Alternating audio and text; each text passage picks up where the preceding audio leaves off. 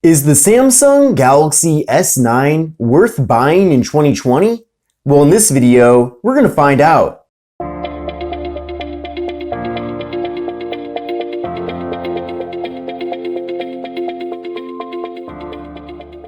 This video is sponsored by iMadeCase.com. They sell wood-engraved custom phone cases, and as you can see here, they engraved my logo onto this Galaxy S9 case.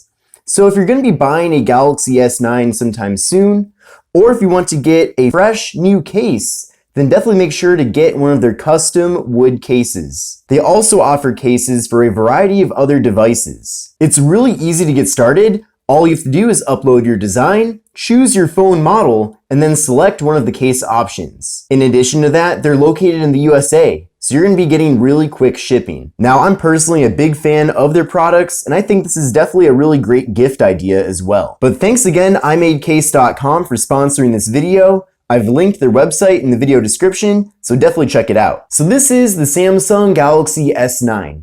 The phone was launched in 2018 as one of Samsung's flagships. They also put out a Galaxy S9 Plus, but the reason why I specifically got the S9 and not the Plus is because you can actually get it right now at a very good deal, especially if you go the Amazon Renewed route.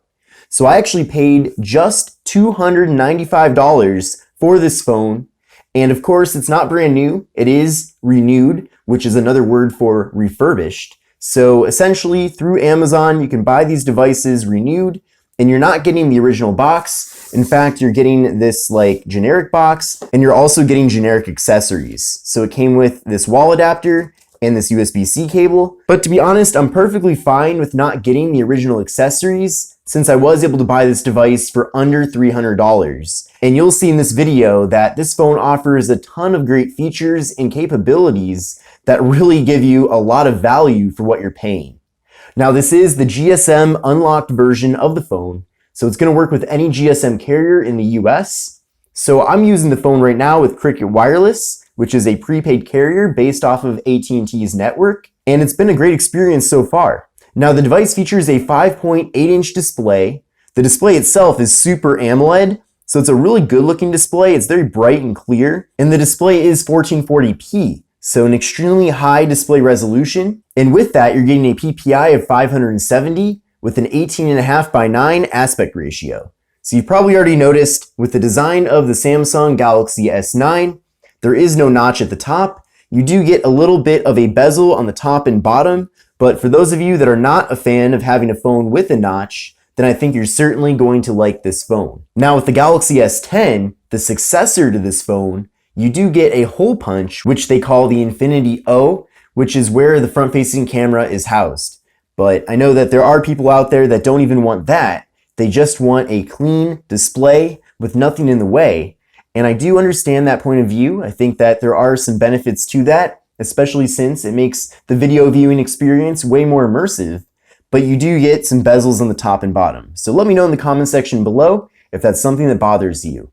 But overall, the display on here is amazing looking, really bright, and in fact, in the settings, there is an option to adjust the screen resolution. So I actually have it at 1080p right now. I can then switch it over to 1440p. Now I keep it at 1080p because, to be honest, that's perfectly fine for me. And you do use more battery life if you do keep it in the 1440p option, but switching it over to that will make things even crispier and clearer, and it especially comes in handy for video viewing. Now in a little bit, we'll watch some video content on here so that you can be the judge for how it looks. Now up top here, we're getting an 8 megapixel front-facing camera, and then on the rear of the phone, we just have one camera here, and it is 12 megapixels. Now despite this device just having one camera on the back, you still are getting portrait mode with the camera. You're also getting portrait mode with the front-facing camera as well. So just know that you're not losing out on that feature despite this device just having a single camera on the back. So you can see here through the viewfinder, there's me, of course. And if I want to, I can take a little bit of a wider photo as well. And then if I want to take a live focus photo, I can do that. And it works exactly the same as Apple's portrait mode. They just call it live focus instead of portrait mode. I'm not sure why. And then flipping over to the rear camera, I can take, of course, a standard photo. There's also an option for selective focus here, so that's pretty awesome. Now, since I did take a picture of a plant using that mode, It doesn't work quite as well as if I would have taken a photo of a real person, but you get the idea. But you are getting very good photo and video quality with this device. In fact, video quality with the rear camera maxes out at 4K at 60 FPS. So despite this phone being a little bit older now, and it having a really low price tag at under $300, you can still take 4K video at 60 FPS. So that's really awesome. Now the front-facing camera can also take 4K video, but it is limited at 30 FPS. Now this version of the phone has 64 gigs of internal storage. It features 4 gigs of RAM and runs the Qualcomm Snapdragon 845. So I did run an Antutu benchmark test to see what the scores are like on here, and I'm actually really impressed. So overall, I got a score of 340,960. So an absolutely incredible score for a phone that's under $300. You certainly cannot find a new budget phone at that price tag that will give you this kind of performance. So that's pretty much the reason why I would recommend going this route, getting a refurbished or renewed flagship from like a year ago, because you're getting amazing benchmark scores. And it's not just the scores that are good here, the actual real-life usage of the device is great as well. In a little bit, I'll show you how it works with browsing the web, but let's continue going through the various specifications of the phone. Now you do get wireless charging with the phone, which is great.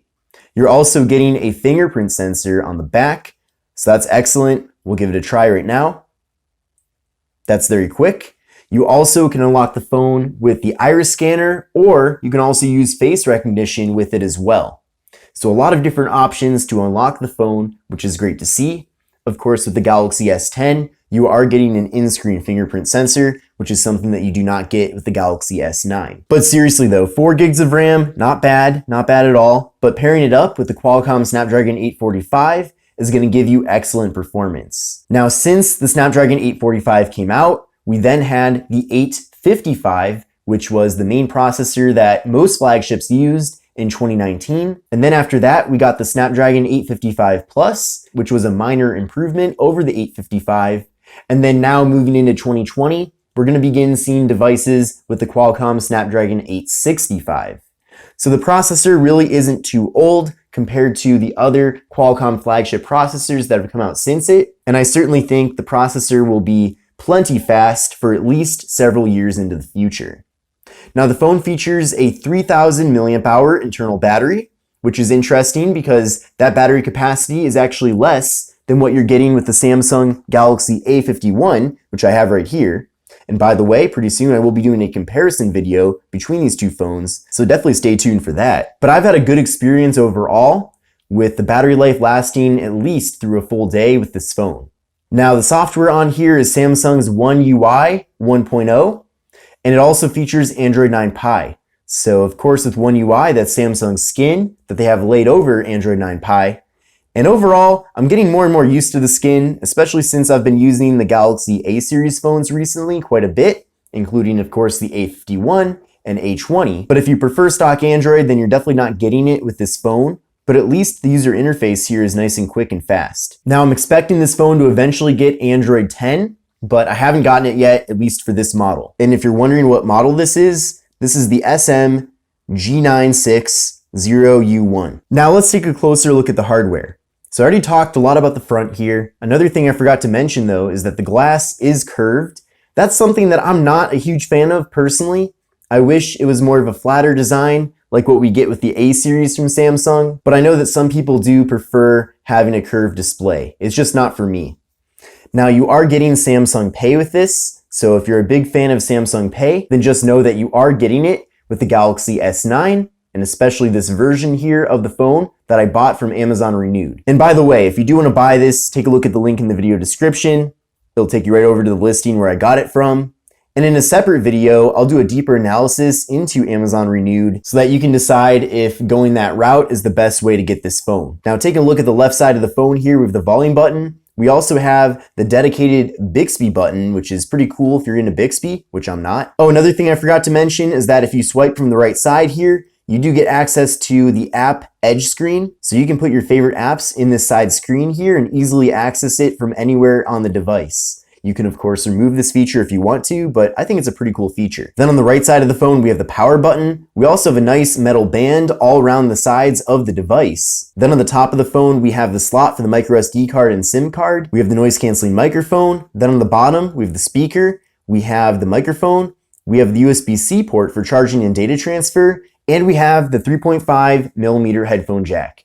Now I know many of you are a big fan of having a real headphone jack on your device. So if you do decide to go with the Galaxy S9, you still will get that feature. And I believe that feature was removed with the Galaxy S10. Now I don't think too many people are going to be cross-shopping the Galaxy S9 with the S10, considering that you can buy this device for significantly less. But if you are for some reason, then just know that if you want to get a headphone jack, you are going to have to go this route. And then taking a look at the back side of the device, we have the camera module, we have the flash, we have the fingerprint sensor, we have the heart rate sensor as well, and then Samsung branding and S9 branding. Now this color is the lilac purple color. They did have other colors to choose from on Amazon, but I personally thought this is a pretty sweet color. But if you do want to go for a different color, then definitely make sure to check out the link in the video description to see what options are available.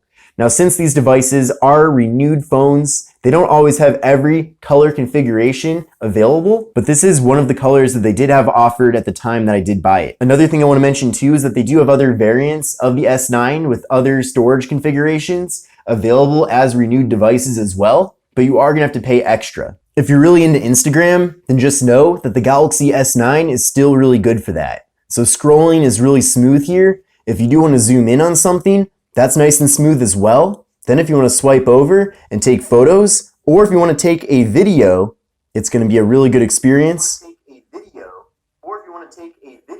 So that works out really well. Also going to the top here, you can check out your stories and everything. That's really smooth too.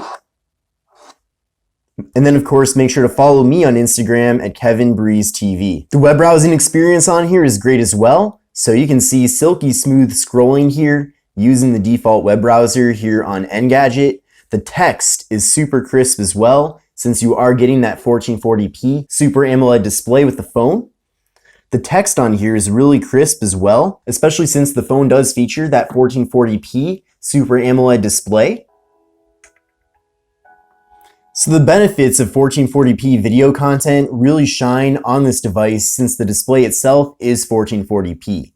So you can go over to the settings on YouTube and specifically choose 1440p. Of course, you can watch it in other resolutions as well if you do want to save data. But that's definitely a great thing, and if you want to, you can of course crop in to get a more immersive video viewing experience with the phone.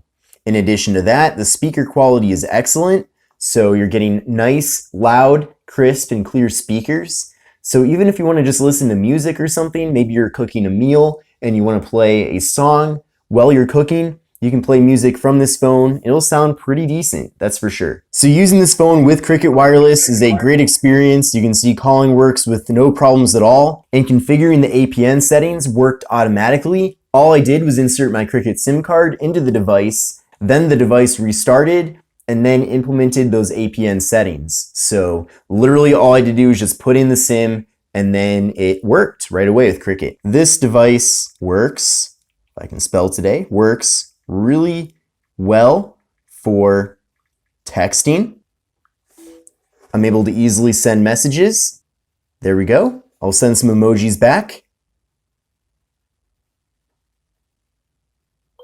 And there we go. Very quick SMS performance with the phone. So if you do a lot of calling and text messaging, then just know that the Galaxy S9 will be very reliable and will work very well. So in conclusion, is the Samsung Galaxy S9 worth buying in 2020?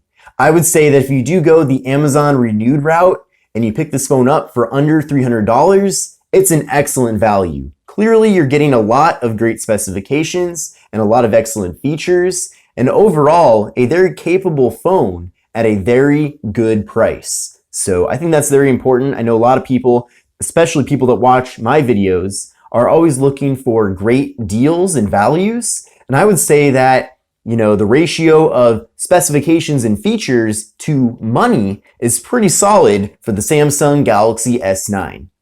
Now, I'm really hoping that my phone does eventually get the Android 10 update. I'm pretty sure it will. I know that Samsung is going through each specific variant of their S9, and they're slowly but surely implementing the Android 10 update. So I'm sure my phone will be getting that update very soon. And when it does, I will make sure to make another video here on the channel. But let me know what you think about the Samsung Galaxy S9 in 2020.